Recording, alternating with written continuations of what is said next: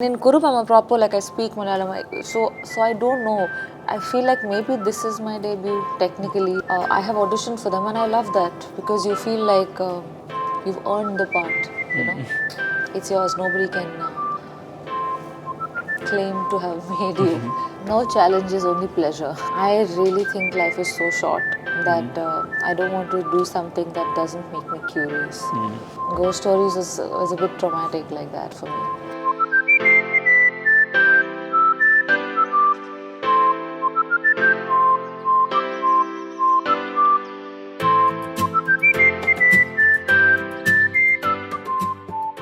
The Q അഭിമുഖത്തിൽ നടി Sobhita Dhulipala. Welcome. Thank you. The entire production of Kurup was almost for 2 years and now it's finally releasing on November 12th.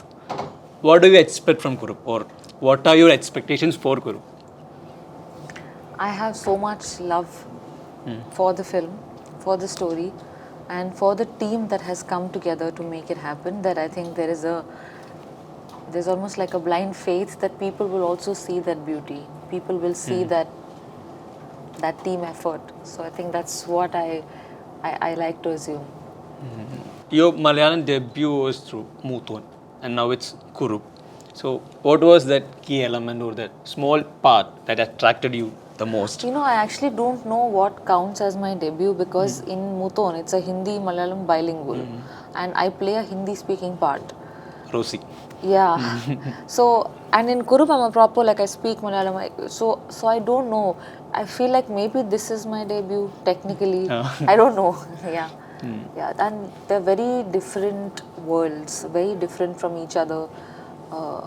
Not just because the story is different, but the general essence is very different of both the films.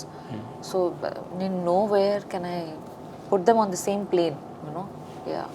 In the case of Kurup, you are playing Sharada, wife of Kurup. And in Muthon, Rosie was placed in Mumbai. Now Sharada is also a part of Mumbai. What is that key factor? I live in Mumbai. No, I don't think there's any similarity. They're just very different people, very different eras.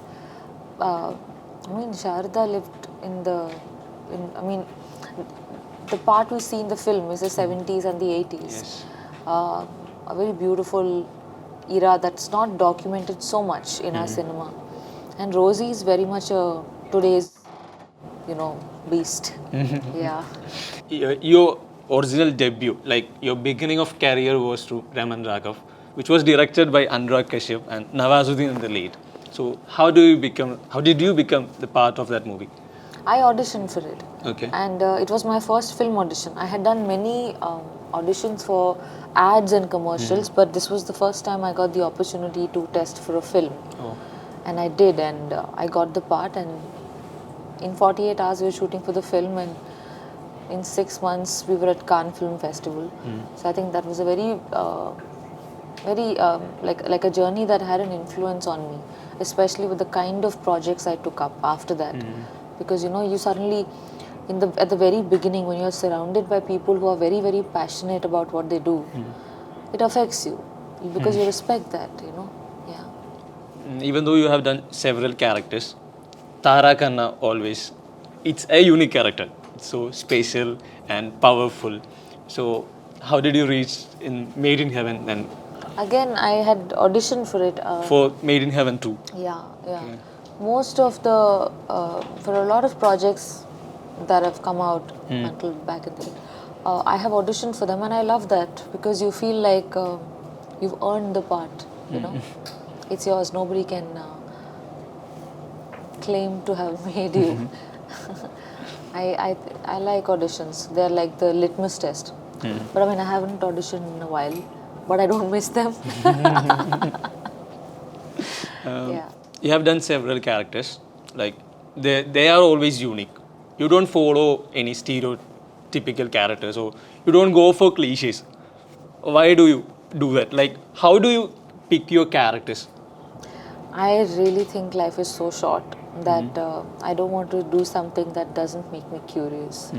If I'm doing something just because that's how I make money, then there are other jobs which are far more stable, where I will not lose my mind. I can do a desk job a lovely desk job, have a weekend off, have a very simple life where everything's predictable and comfortable. If I have chosen a place where I'm going to be able to have a voice, then if I don't use that voice, maybe I don't deserve that voice. So I feel strongly about that. I feel like we should do things that move us, that inspire us. We should be curious about the characters we play.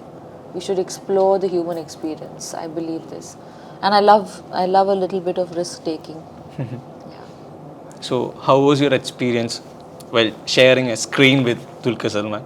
He's lovely. He's an absolute team player, and he was very encouraging. You know, the thing is, when somebody is collaborative, it makes you feel recognized for your creative efforts, and there is a sense of, you know, it's like passing the ball. You're both like, it's a fun, beautiful sport. That's how it should be, a collaborative experience. And for somebody to be at the top of their game and still be such a good team player, I don't think is easy. So, and I do think he recognizes the effort from all departments. So that's actually really something I really respect. So, being Sharda is a prime character in this movie. So, what were the challenges while portraying this character? No challenges, only pleasure. Yeah, I really enjoyed it. I was, I think, eager to belong with her, with the world. So I didn't feel challenged. I felt thrilled. Yeah. Your character in Ghost Stories. I have read that you are so passionate to become a mother. You love motherhood.